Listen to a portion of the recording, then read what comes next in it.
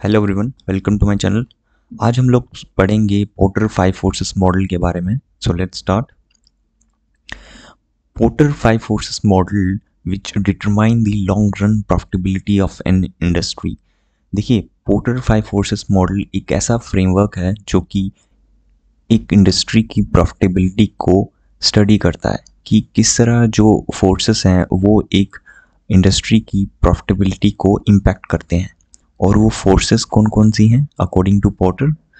Bargaining power of buyers, bargaining power of suppliers, threat of new entrants, threats of substitute products or services, and rivalry among the existing firms. So these are the 5 forces that given by the Michael Porter। और ये किस तरह industry की profitability को impact करते हैं वो हम देखते हैं नेक्स्ट स्लाइड से। तो पहली जो फोर्स है 5 फोर्सेस में से जो पहली फोर्स है उसका नाम है बार्गेनिंग पावर ऑफ बायर। सो इसमें क्या होता है कि अगर आपके जो बायर्स हैं, देखिए कोई भी बिजनेस में यहाँ सेलर होता है और बायर होता है। अगर बायर्स का नंबर बहुत ज़्यादा होगा तो वो जो प्रोडक्ट या जो सर्विस है उसका जो प्राइस है वो कम कर सकते हैं, बिकॉज इनका जो साइज़ है, बायर्स का जो साइज़ है वो नंबर्स में वो बहुत ज़्यादा है, जबकि सेलर्स कुछ ही हैं, ज़्यादा नहीं है मार्केट में, कुछ ही हैं। तो उससे क्या होगा कि जो बायर्स हैं वो प्रेशराइज करेंगे जो प्रोडक्ट है उसके प्राइस को नीचे लाने के लिए। So buyers are powerful when they are at large number relative to the firm serving them. और इस इंडस्ट्री में कौन कौन से प्रोडक्ट आते हैं इस कैटेगरी में? तो वो होमोजीनियस, जो कि ऐसे प्रोडक्ट जो कि काफ़ी एक दूसरे से सिमिलर हैं, और स्विचिंग कॉस्ट लो है। स्विचिंग कॉस्ट मीन्स जब आप एक प्रोडक्ट लिखते हो और आपको दूसरे प्रोडक्ट में शिफ्ट होना होता है तो उसके बीच जो कॉस्ट होती है, शिफ्टिंग की जो कॉस्ट होती है, उसे हम बोलते हैं स्विचिंग कॉस्ट। सो इस इंडस्ट्री के जो प्रोडक्ट्स हैं वो होमोजीनियस हैं, मतलब सिमिलर ही होते हैं एक दूसरे के, और स्विचिंग कॉस्ट भी लो होती है। अब इसका एग्जांपल देखते हैं कि जैसे टूथब्रश है या सोप है, बाथ सोप। तो अगर आप टूथब्रशेस देखोगे, अगर आपका सपोज आपका ख़राब हो गया तो आपको दूसरा लेना है, आप मार्केट जाओगे लेने, तो आप देखोगे कि वो काफ़ी सिमिलर ही हैं और उनके प्राइजेस भी काफ़ी सिमिलर होते हैं, इतने चेंजेस नहीं होते जब आप नया टूथब्रश लेने जाते हैं।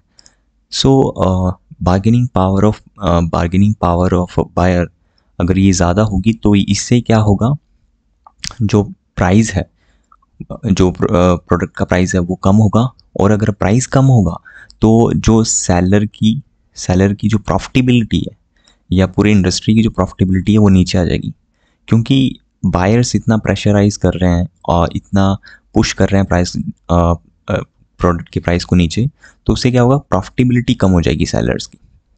वहीं पर अगर ऑपोजिट सिचुएशन होगी कि बार्गेनिंग पावर ऑफ बायर अगर कम होगी तो उससे क्या है, प्रॉफिटेबिलिटी इंक्रीज हो जाएगी। तो ये था पहला फोर्स आउट ऑफ 5 फोर्सेस। दूसरा है बार्गेनिंग पावर ऑफ सप्लायर। जैसे कि मैंने बोला, अगर कोई भी बिजनेस होता है उसके कस्टमर होते हैं जो अपने प्रोडक्ट्स कस्टमर्स को सेल करता है, और बिजनेस क्या करता है, इनके सप्लायर्स होते हैं। सप्लायर जो कि इन्हें रॉ मटेरियल या इनपुट मटेरियल इनको सप्लाई करते हैं। अब देखिए, अगर ये सप्लायर जो हैं ये लिमिटेड होंगे या कुछ ऐसे आपको रॉ मटेरियल देते हैं जो कि सिर्फ इन्हीं के पास है, तो जो सप्लायर होंगे वो भी बिजनेसेस को फोर्स कर सकते हैं। किस तरह? ये प्राइस को बढ़ा देंगे, क्योंकि इनका जो नंबर ऑफ साइज है फर्म्स के वो कम है। मान के चलिए 3 या 4 ही फर्म्स हैं जो सप्लायर्स में आते हैं, और ये जो आपको जो रॉ मटेरियल है वो भी यूनिक टाइप का है, वो भी हर कहीं अवेलेबल नहीं होता। तो इससे क्या होता है, इनके पास ज़्यादा कंट्रोल आ जाता है। तो ये क्या करते हैं, ये जो रॉ मटेरियल है ये तो चाहेंगे कि ये ज़्यादा से ज़्यादा प्राइस में बेचें, और अगर ये ज़्यादा से ज़्यादा प्राइस में बिजनेस को सेल करेंगे तो इससे क्या है, इनकी कॉस्ट बढ़ जाएगी, और कॉस्ट बढ़ जाएगी किसी प्रोडक्ट की तो क्या है, प्रॉफिटेबिलिटी पे असर पड़ेगा और वो कम हो जाएगी। सो इस तरह bargaining power of supplier impact करती है एक इंडस्ट्री की प्रॉफिटेबिलिटी के ऊपर। नेक्स्ट जो फोर्स है वो है थ्रेट ऑफ न्यू एंट्रेंट्स। किसी भी इंडस्ट्री में अगर कोई इंडस्ट्री है, अगर इसमें कोई इजीली कोई एंटर कर लेगा, कोई प्लेयर, कोई दूसरा प्लेयर एंटर कर लेगा इजीली, तो इससे क्या है, जो बिजनेस की प्रॉफिटेबिलिटी कम होगी। लेकिन अगर आपकी जो इंडस्ट्री है वो काफ़ी स्ट्रॉन्ग है, उसमें बैरियर्स लगे हुए हैं, कोई इजीली एंटर नहीं कर सकता, तो उससे क्या है, जो प्रॉफिटेबिलिटी है वो बनी रहेगी इंडस्ट्री। लेकिन कोई इजीली आ सकता है आपकी इंडस्ट्री में, तो क्या है, वो प्रॉफिट आपसे स्नैच कर लेगा, प्राइसेस आपके पहले प्रोडक्ट सर्विस के कम कर देगा, और उससे क्या ओवरऑल प्रॉफिटेबिलिटी ऑफ इंडस्ट्री की कम हो जाएगी। जैसे कि इसमें एग्जांपल लेते हैं थ्रेट ऑफ न्यू एंट्रेंस की। जैसे मैंने फार्मा की कोई बिजनेस है, तो फार्मा की कोई कंपनी है जो कि मेडिसिन या बहुत हेल्थ केयर रिलेटेड प्रोडक्ट बनाते हैं। अब देखिए, ये एक ऐसी इंडस्ट्री है जिसमें इजीली एंटर आप नहीं हो सकते, इसमें काफ़ी रिस्ट्रिक्शन होती हैं, या मैं कहूँ विद दी पेटेंट। आप पेटेंट अगर बहुत सारे प्रोडक्ट्स का है, या कोई आपका स्पेशल फॉर्मूला है किसी मेडिसिन को बनाने का, तो क्या वो दूसरी जो फर्म है वो इजीली एंटर नहीं कर पाएगी इस इंडस्ट्री में। तो बोलने का मतलब ये है कि एंट्री जो है इजी नहीं है इंडस्ट्री में, तो इससे क्या होगा, प्रॉफिटेबिलिटी जो है वो बनी रहेगी या बढ़ेगी कंपनी की। लेकिन अगर कोई ऐसा बिजनेस है जहाँ इजीली एंट्री मिल सकती है, जैसे कि अगर कोई, जैसे टूथब्रश का मैंने एग्जांपल दिया था, या सोप का, तो यहाँ कोई भी एंटर हो सकता है, कोई भी ये सोप बना देगा अपना, और वो पूरे जो इंडस्ट्री का जो प्रॉफिटेबिलिटी है उस पर इम्पैक्ट करेगा। जबकि कोई अब ऐसी इंडस्ट्री में आ रहे हो, जैसे फार्मा का मैंने एग्जांपल दिया, तो यहाँ आपकी परमिशंस लेनी पड़ती हैं, यहाँ आपके प्रोडक्ट्स के जो फार्मूले होते हैं वो पेटेंट होते हैं, तो इतना ईजी नहीं होता है इस इंडस्ट्री में आपको एंटर करना। सो इस तरह जो है threat of new entries impact करता है इंडस्ट्री की प्रॉफिटेबिलिटी को। अगर इजी एंट्री होगी तो लोअर प्रॉफिटेबिलिटी होगी एग्जिस्टिंग फर्म्स की, और अगर एंट्री इजी नहीं होगी तो क्या, प्रॉफिटेबिलिटी हाई होगी। नेक्स्ट देखते हैं थ्रेट ऑफ सब्स्टिट्यूट प्रोडक्ट और सर्विसेज। अब कोई भी बिजनेस है, उसके मान लेते हैं XY, कोई दो प्रोडक्ट है, अगर ये अकेला ही इन प्रोडक्ट को बना रहा है, तो क्या ये उसके जो प्रोडक्ट के प्राइस है वो हाई रखेगा और प्रॉफिटेबिलिटी भी हाई होगी, बिकॉज इनके जो प्रोडक्ट हैं, इस तरह के प्रोडक्ट कोई और बनाता नहीं है मार्केट में। लेकिन अगर कोई दूसरा बिजनेस आता है इंडस्ट्री में और वो ऐसे ही प्रोडक्ट लॉन्च कर देता है मार्केट में, तो उससे क्या होगा, इसका मार्केट शेयर ये स्नैच कर लेगा, बिकॉज जब ये नया नया मार्केट में आएगा तो अपने प्राइस भी कम कर देगा प्रोडक्ट के, और जो इस प्रोडक्ट की जो नीड्स, जैसे ये फुलफिल कर रहे थे प्रोडक्ट नीड्स फुलफिल लोगों की, तो ये क्या AB भी करेंगे और ये प्राइस कम कर देंगे इससे, तो इससे क्या होगा, इसको भी प्राइस कम करना पड़ेगा अपना। तो इससे क्या होगा, ओवरऑल जो प्रॉफिटेबिलिटी है उस पर इम्पैक्ट करेगा। कैसे, वो प्रॉफिटेबिलिटी कम हो जाएगी इंडस्ट्री की। अगर जो सब्स्टिट्यूट है इस प्रोडक्ट का अगर वो इजीली अवेलेबल है, तो प्रॉफिटेबिलिटी कम हो जाएगी इंडस्ट्री की। लेकिन कोई ऐसा बिजनेस है, कोई ऐसा प्रोडक्ट है जिसका जो सब्स्टिट्यूट है वो मिलना मुश्किल है।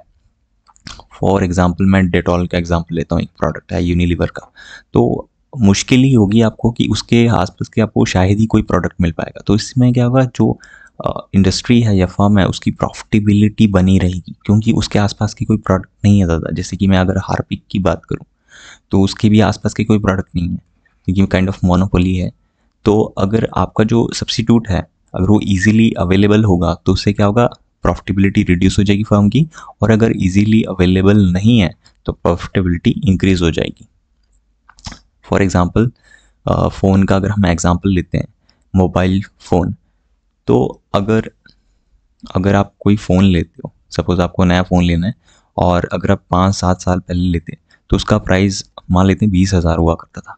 लेकिन आज के टाइम में आपको यही सेम फ़ोन लेना है तो आपको 12,000, 8,000, 5,000, 6,000 में आपको मोबाइल फ़ोन मिल सकता है। बिकॉज जैसा आपको फ़ोन चाहिए वैसे ही और भी फ़ोन अवेलेबल है मार्केट में आज की डेट में। तो उससे होगा क्या, इंडस्ट्री की जो प्रॉफिटेबिलिटी है वो कम होगी। नेक्स्ट है राइवलरी अमंग एग्जिस्टिंग फर्म।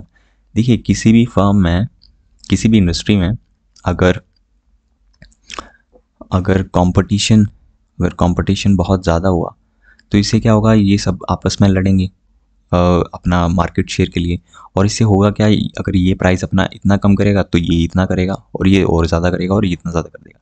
तो होगा क्या, ओवरऑल प्रॉफिटेबिलिटी नेगेटिव में जा रही है एक इंडस्ट्री की। लेकिन अगर कंपटीशन कम है, मान लीजिए क्या 2 ही प्लेयर हैं किसी मार्केट में, तो उससे क्या होगा, एक प्रॉफिटेबिलिटी बनी रहेगी या इंक्रीज होगी। लेकिन मार्केट में बहुत ज़्यादा कंपटीशन है, इतने सारे प्लेयर हैं, तो उससे होगा क्या कि प्रॉफिटेबिलिटी कम हो जाएगी एक इंडस्ट्री की। एग्जांपल लेते हैं, अगर आप इंडिया में एग्जांपल देखें, जो इंडियन रेलवेज़ है, अगर इंडियन रेलवेज़ की बात करें तो उसकी काइंड ऑफ मोनोपोली है। वहाँ पर कंपटीशन नहीं है, क्योंकि ज़्यादातर जो रेल है ये गवर्नमेंट के द्वारा ही रन किया जाता है। गवर्नमेंट ओनली होती हैं ये जो ट्रेन है, मैक्सिमम प्राइवेट बहुत कम है। तो इससे क्या होगा, जब कंपटीशन ही नहीं है, ज़्यादा है ही नहीं, तो जो गवर्नमेंट है वो अच्छी प्रॉफिट्स अर्न कर सकती है इसके ज़रिए, बिकॉज कंपटीशन ज़्यादा नहीं है। लेकिन आने वाले टाइम में जब प्राइवेट सेक्टर भी आ जाएगा, अगर अच्छे से वो ज़्यादा इसमें पार्टिसिपेट करेगा, तो जो ओवरऑल इंडस्ट्री की जो प्रॉफिट है वो कम हो जाएगी रेल ट्रांसपोर्टेशन में। सो इस तरह जो ये है प्रॉफिटेबिलिटी पे इम्पैक्ट करते हैं पोर्टर की 5 forces models. So if you find this video very helpful, you can subscribe our channel and like this video. Thanks for watching.